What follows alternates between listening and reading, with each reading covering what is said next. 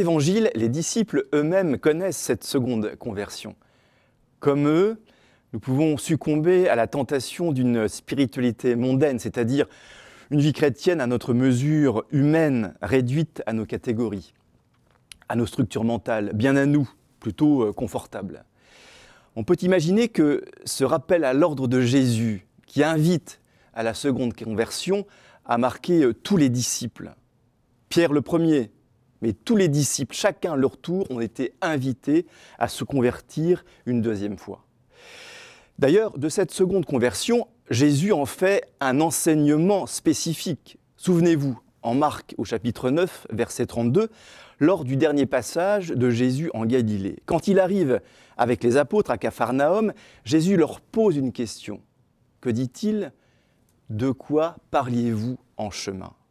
Mais eux, les disciples, gardèrent le silence, évidemment, car en chemin, ils avaient discuté entre eux qui était le plus grand. Voilà le christianisme mondain qui pointe le bout de son nez, car la comparaison est bien mondaine, bien trop humaine. Or, la comparaison dérive facilement en comparution devant le tribunal de mon envie et de ma jalousie.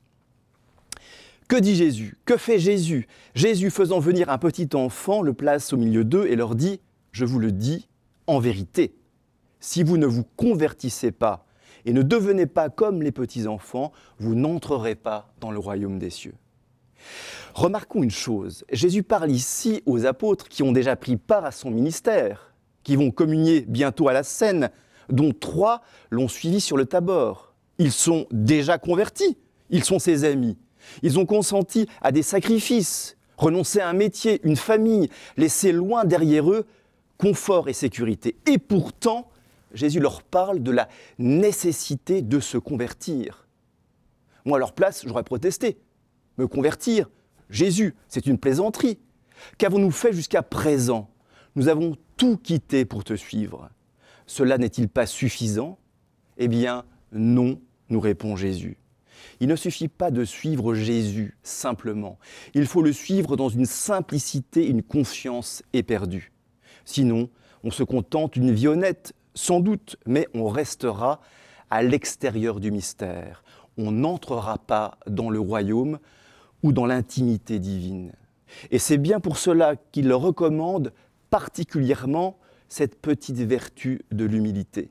La petitesse propre à l'enfant qui a conscience de son indigence, de sa faiblesse, de sa dépendance à l'égard du Père Céleste.